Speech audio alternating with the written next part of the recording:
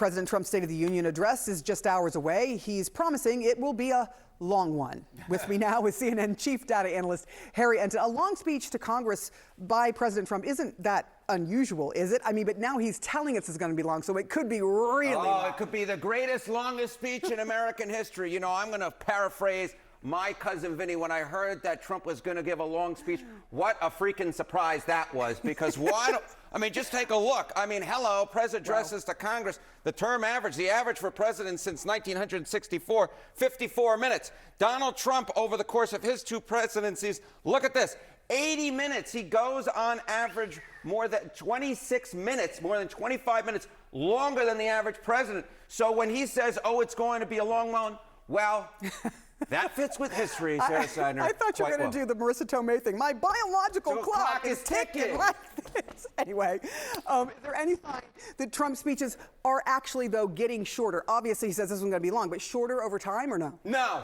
There's no sign that it's getting shorter. He's telegraphing exactly what's been happening in the past, because why don't we just take a look here? Hello, President addresses to Congress. The average speech, 55 minutes.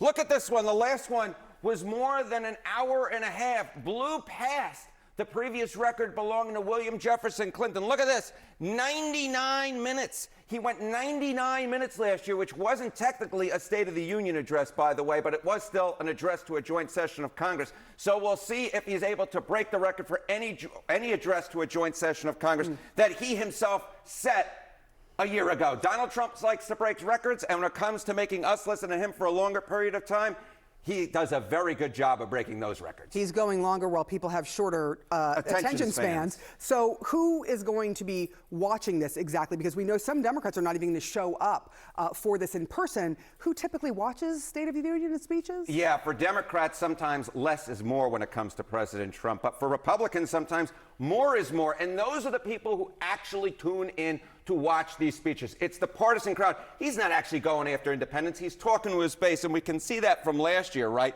Okay, share in 2025 who identified as GOP. Look at this. Watch Trump's speech to Congress. 48% of those were Republicans, compared to just 32% of Americans overall. So what you're dealing with is an audience. You're speaking to the home crowd, and the home crowd loves to hear Donald Trump talk, and that is probably what he'll be doing tonight, is talking to that home crowd and go on for a very, very long period of time. It's Trump hour when it comes to State of the Union. If Donald Trump likes to do one thing, it's he likes to hear himself talk. And as someone who likes to hear himself talk, I can empathize with the man. Let's get to CNN's Elena Treen live at the White House this morning, where I have to believe, Elena, preparations are underway.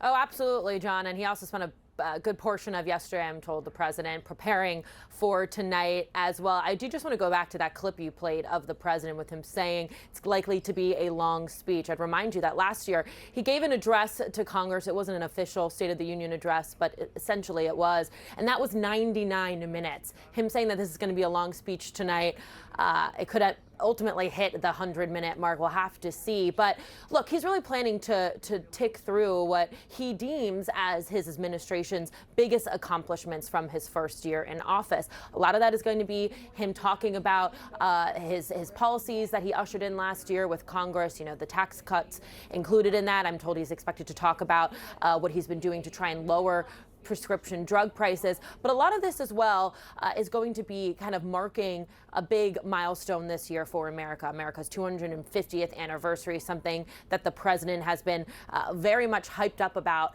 in his second term. And a lot of that is going to be him trying to say that he's ushering in this new era of exceptionalism. However, one of the key questions, of course, is how he actually talks about the issues that Americans want him to be talking about. And the big one is going to be the economy and affordability. That is an issue that his team here at the White House, his top advisors in that building behind me, John, have been trying to get him to stay not only on message, but on the right message. And I'm very much keen to see how he talks about that tonight, particularly when you see recent polling showing that a lot of Americans are not happy with his handling of the economy. A recent poll from CNN actually said 57% are very much eager to hear about him talk about the economy tonight.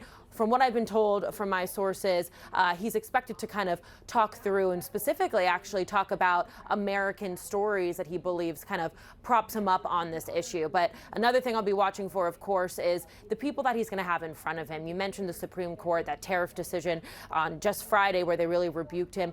A lot of those people, justices, are going to be in front of him. He's going to have to deal with that, as well as a lot of Republicans who have been pushing back on some of his key policies. All of that, though, will be wrapped into this speech tonight as he tries to tout what he believes was a great first year in office. Some Democrats are going to boycott the speech, and House Minority Leader Hakeem Jeffries says he expects those who do attend will show some decorum. It's my expectation that members who choose to attend will be there in silent defiance, of course, skeptical of the remarks that the president is going to try to deliver in terms of his spin.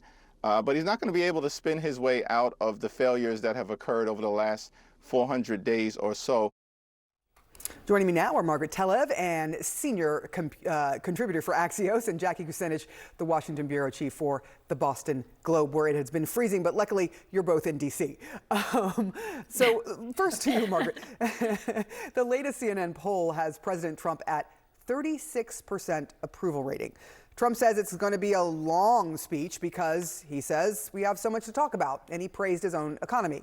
What do you expect to hear in that speech?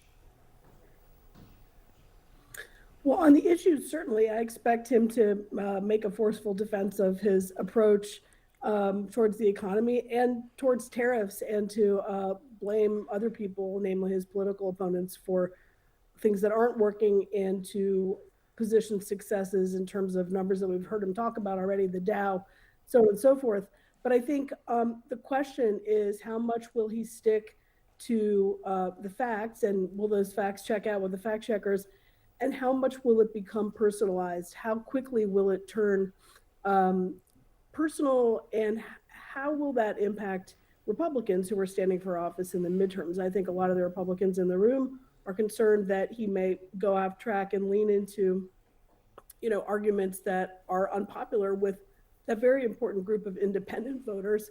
He's lost some important voters in that most recent CNN data, and they do include men, independents, and Latino Americans. So these are three big areas that are really important for him to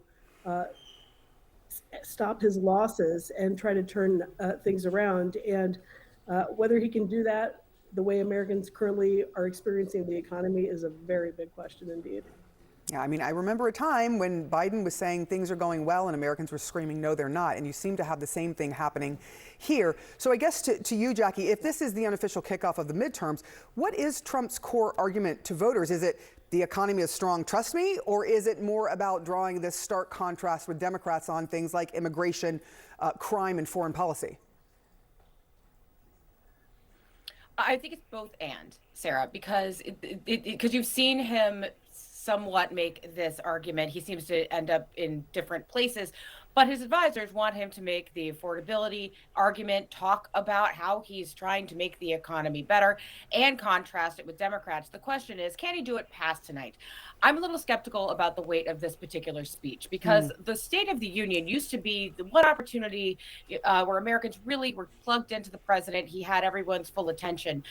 This president in particular is kind of at the center of a lot of things. He isn't someone who isn't shy about the media, being on camera, being front and center in everyday Americans' lives. So I think a lot of people are kind of used to him talking. He gives speeches all the time. Now, this one is one that historically he's been able to stay on script, which is a deviation from some of the things he does on the stump, or even in and about the White House. So we'll see how he drives these themes home that we know his staff and his political people want him to do.